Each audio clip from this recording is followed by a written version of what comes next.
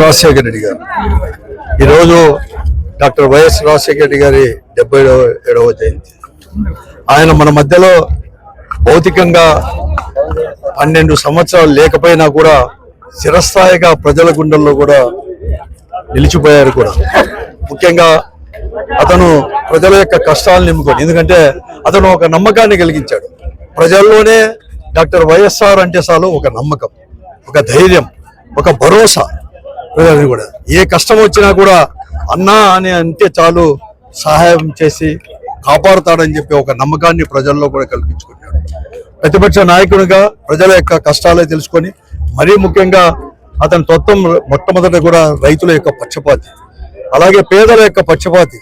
కాబట్టి వారిద్దరిని కూడా బాగు చేయాలని చెప్పేసి ప్రతిపక్ష నాయకుడికి వారి కష్టాలు కూడా తెలుసుకొని, ఆనాటి కష్టాలు తెలుసుకొని పాదయాత్ర చేసి, ఆ పాదయాత్రలో ప్రజల యొక్క కష్టాలు నష్టాలు అవన్నీ కూడా తెలుసుకొని అతనికి అవకాశం 2004లో ముఖ్యమంత్రిగా వచ్చినప్పటి నుంచి దాదాపుగా 5 సంవత్సరాలు పైబడి కూడా ముఖ్యమంత్రిగా ఉండి అతను ఏదైతే మాట చెప్పాడో మాట తప్పుకోవడం అన్ని కూడా చేశాడు. ముఖ్యంగా జలయజ్ఞం ద్వారా బీడుబడిన ప్రతి భూమికి కూడా ప్రతి ఎకరా కూడా నీరు ఇవ్వాలని చెప్పి ఒక సదుద్దేశంతో అన్ని ప్రాజెక్టులు కూడా మన పూర్వీకులు అనేక పోరాటాలు చేసిన అన్ని ప్రాజెక్టులను కూడా ప్రారంభించి జలయజ్ఞం ప్రారంభించి ఈ రోజుకు ఆ జలయజ్ఞం ద్వారా ఈ ఆంధ్రప్రదేశ్ యొక్క సస్యశ్యామలం అవుతుంది. అంటే ఉమ్మడి ఆంధ్రప్రదేశ్ కూడా సస్యశ్యామలం అవుతుంటే ఆయన యొక్క చొరవ, ఆయన యొక్క దూరదృష్టి, ఆయన యొక్క పట్టుదల, ఆయన యొక్క ధైర్య సాహసాలతో దాన్ని స్టార్ట్ చేశాడు. అలాగే ప్రతి ఒక్క కుటుంబం కూడా బాగా చదువుకోవాలి.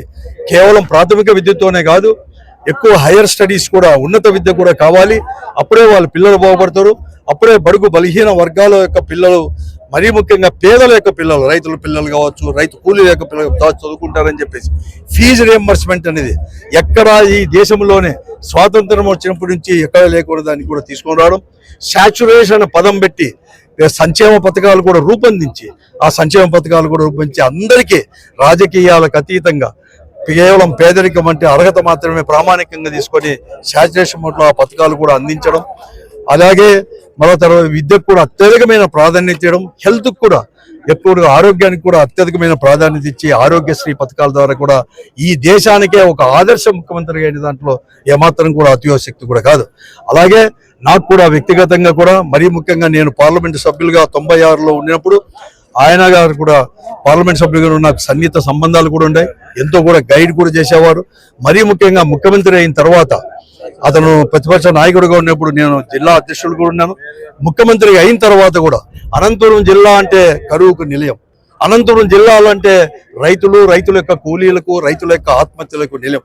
అటువంటి అనంతపురం జిల్లాలో ఈ సేద్యం అనేది కూడా కష్టము అని చెప్పి ఆ రోడ్డు ముఖ్యమంత్రిగా ఉన్న చంద్రబాబు నాయుడు చెప్తే, లేదు అనంతపురం జిల్లాలో కూడా సేద్యం చేపిస్తాను, ఒక నమ్మకాన్ని కలిగిస్తానని చెప్పేసి జలయజ్ఞం ద్వారా కృష్ణా జలాలు మళ్లించాలని చెప్పి అనేక పోరాటాలు కూడా సార్థక చేకూర్చున్నాడు డాక్టర్ వైఎస్ రాజశేఖర రెడ్డి గారు.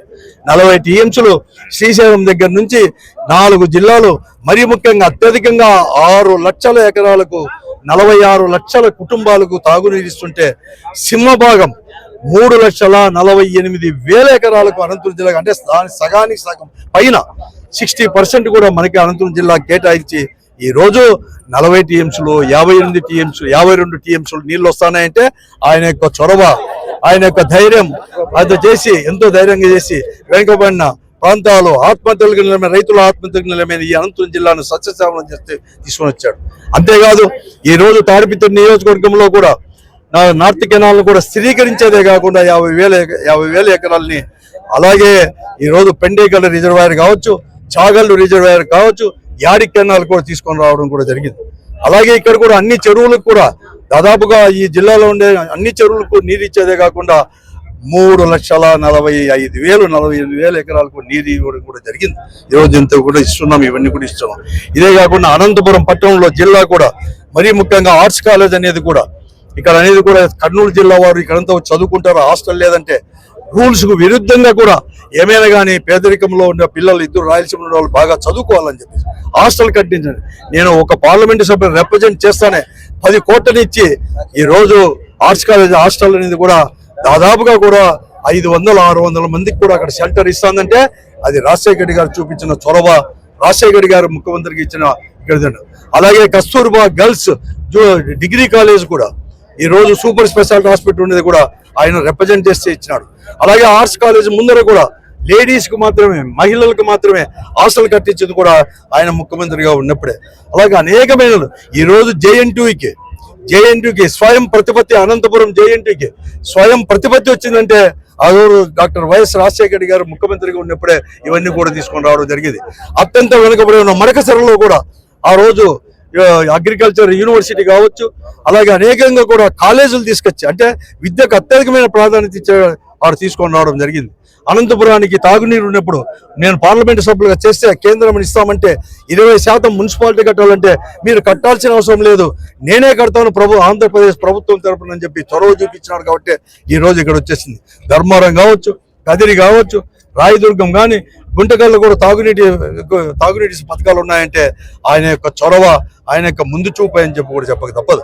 ఇదే కాకుండా ఈరోజు శ్రీరామరెడ్డి ప్రాజెక్టుకు నీళ్లు ఇస్తున్నారంటే కళ్యాణ్ దుర్గ్ కానీ, రాయదుర్గ్ కానీ, అలాగే మడకశిర, హిందూపూర్ ఇండస్ట్రియల్ ఏరియాకి ఇస్తున్నారంటే ఆయన ముఖ్యమంత్రిగా ఉన్నప్పుడు చేశారు. ఇలా అనేకమైన కార్యక్రమాలు చేశారు. కాబట్టి ఈరోజు ప్రజల గుండెల్లో రాజకీయాలకు అతీతంగా, కుల మతాలకు అతీతంగా, వర్గ భేదాలకు అతీతంగా అందరి చిరస్థాయి కూడా ఈ పొద్దు నిలుచుకున్నాడు.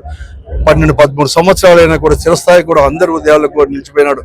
ఇదే కాదు, ఈరోజు జగన్మోహన్ రెడ్డి గారు కూడా తండ్రి అడుగుజాడలో నడుస్తూ కూడా ముందుకు పోతున్నాడు. ఆయన ఎలా అయితే తీసుకొచ్చాడో ఇప్పటి తరం పిల్లలకు కూడా తీసుకొచ్చి పరిపాలన సంస్కరణలు కావచ్చు, సంక్షేమ కార్యక్రమాలు కావచ్చు, ఉన్నత విద్య పేదలకు ఫ్రీగా ఇచ్చే దాంట్లో కాదు, అనేక సంస్కరణలు, రైతును ఆదుకునే దాంట్లో కూడా అనేక రకాల నేను ఉన్నానని భరోసా ఇచ్చే దాంట్లో ఉన్నాడు. ముందుకు పోతాం. మేము రాజశేఖర రెడ్డి గారు ఉన్నా, జగన్మోహన్ రెడ్డి గారు ఉన్నా, వైఎస్ఆర్ కాంగ్రెస్ పార్టీ వాళ్ళు అధికారం ఉన్నా, ప్రతిపక్షంలో ఉన్న ప్రజల యొక్క బాగోగులు, ఈ రాష్ట్ర అభివృద్ధి ధ్యేయంగా కూడా ముందుకు పోతాం. జగన్మోహన్ రెడ్డి గారి నాయకత్వంలో రాజశేఖర రెడ్డి గారి ఆశయాల్ని ఇంకా కూడా ముందుకు తీసుకొని పోతామని చెప్పేసి జగన్మోహన్ రెడ్డి గారి నాయకత్వంలో కూడా చెప్తూ, జై హో డాక్టర్ వైఎస్ రాజశేఖర రెడ్డి గారు, అమర్ అమర్, జోహార్ వైఎస్ఆర్, జోహార్ వైఎస్ఆర్.